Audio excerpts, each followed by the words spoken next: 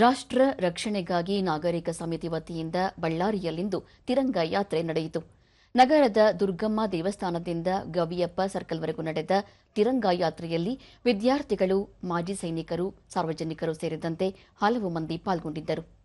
ಈ ವೇಳೆ ಮಾಜಿ ಸಂಸದ ಸಣ್ಣ ಫಕೀರಪ್ಪ, ಮಾಜಿ ಶಾಸಕರಾದ ಜಿ ಸೋಮಶೇಖರ ರೆಡ್ಡಿ, ಎಂಎಸ್ ಸೋಮಲಿಂಗಪ್ಪ ಸೇರಿದಂತೆ ಹಲವರು ಉಪಸ್ಥಿತರಿದ್ದರು.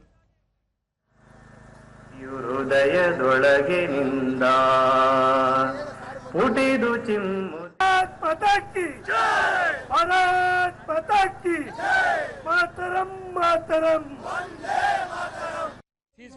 ಬಳಿಕ ಜಿ ಸೋಮಶೇಖರ ರೆಡ್ಡಿ, ಪಹಲ್ಗಾಮ್ನಲ್ಲಿ ಪ್ರವಾಸಿಗರನ್ನು ಹತ್ಯೆ ಮಾಡಿದ ಪ್ರತೀಕಾರವಾಗಿ ಭಾರತೀಯ ಸೇನಾಪಡೆಗಳು ಪಾಕಿಸ್ತಾನದಲ್ಲಿನ ಭಯೋತ್ಪಾದಕ ಶಿಬಿರಗಳು ಮತ್ತು ತರಬೇತಿ ಕೇಂದ್ರಗಳನ್ನು 23 ನಿಮಿಷಗಳಲ್ಲಿ ನೆಲಸಮ ಮಾಡುವ ಮೂಲಕ ಭಾರತದ ಸಾಮರ್ಥ್ಯವನ್ನು ಜಗತ್ತಿಗೆ ತೋರಿಸಿಕೊಟ್ಟಿವೆ ಎಂದರು. ಇವತ್ತು ನಮ್ಮ ಭಾರತ ದೇಶ ಒಗ್ಗಟ್ಟಾಗಿದೆ. ನಾವೆಲ್ಲ ಹಿಂದೂ, ಮುಸ್ಲಿಂ, ಕ್ರೈಸ್ತ, ಜೈನರು ಪ್ರತಿಯೊಬ್ಬರು ಕೂಡ ಎಲ್ಲರೂ ನಾವು ಒಗ್ಗಟ್ಟಾಗಿ ಇವತ್ತು ತಿರಂಗ ಯಾತ್ರಾ ಇವತ್ತು ಸೈನಿಕರ ಒಂದು ಮನೋಬಲವನ್ನು ಹೆಚ್ಚಿಸಲಿಕ್ಕಾಗಿ ನಾವು ಇವತ್ತು ತಿರಂಗ ಯಾತ್ರಾ ಬಳ್ಳಾರಿಯಲ್ಲಿ ಅತ್ಯಂತ ಯಶಸ್ವಿಯಾಗಿ ಮಾಡಿದ್ದೀವಿ. ಮಾಜಿ ಸೈನಿಕರ ಸಂಘದ ಅಧ್ಯಕ್ಷ ಪ್ರತಾಪ್, ಭಾರತೀಯ ಸೇನಾಪಡೆಗಳು ಹಿಂದೆಂದಿಗಿಂತಲೂ ಇಂದು ಅತ್ಯಂತ ಶಕ್ತಿಶಾಲಿಯಾಗಿದೆ. ಪಾಕಿಸ್ತಾನದ ಭಯೋತ್ಪಾದಕತೆಯನ್ನು ಸೇನಾಪಡೆಗಳು ತಿರುಗೇಟು ನೀಡಿರುವುದನ್ನು ಇಡೀ ಜಗತ್ತು ನೋಡಿದೆ. ಜೊತೆಗೆ ಅತ್ಯಾಧುನಿಕ ಶಸ್ತ್ರಾಸ್ತ್ರಗಳು ಭಾರತದ ಬಳಿ ಇವೆ ಎಂದು ಹೇಳಿದರು. ನಾವು ಒಕ್ಕಟ್ಟಾಗಿದ್ದೀವಿ. ಆ ಅವತ್ತು ದೇಶಕ್ಕೆ ನಾವು ಸ್ವತಂತ್ರ ಬರುವಾಗ ಇದ್ದದ್ದಕ್ಕಂತೆ ಒಕ್ಕಟ್ಟು ನಾವು ಇವತ್ತು ತುಂಬಾ ಜನ ಇದೆ. ಎಲ್ಲ ನೋಡ್ತಿರಲ್ಲ ನೀವು ಎಷ್ಟು ಜನ ಎಲ್ಲ ಈ ತರ ಮಾಡ್ತಾ ಇದ್ದಾರೆ.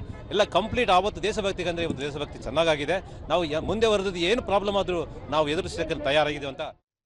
ಮಾಜಿ ಸೈನಿಕರ ಪತ್ನಿ ಗೀತಾ, ಭಾರತೀಯರ ವಿಷಯಕ್ಕೆ ಬಂದರೆ ಭಾರತೀಯ ಸೇನೆ ಸೂಕ್ತ ಉತ್ತರ ನೀಡುತ್ತದೆ ಎನ್ನುವುದಕ್ಕೆ ಆಪರೇಷನ್ ಸಿಂಧೂರ್ ಉದಾಹರಣೆ ಎಂದು ತಿಳಿಸಿದರು.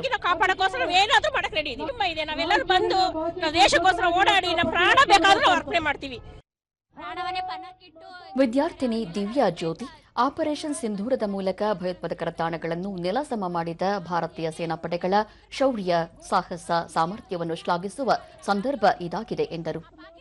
ಏನೇ ಮಾಡಲಿ ನಾವು ರೆಡಿ ಆಗಿರ್ತೀವಿ ಅಂತ ಹೇಳ್ತಾ ಜೈ ಹಿಂದ್, ಜೈ ಜವಾನ್, ಜೈ ಕಿಸಾನ್.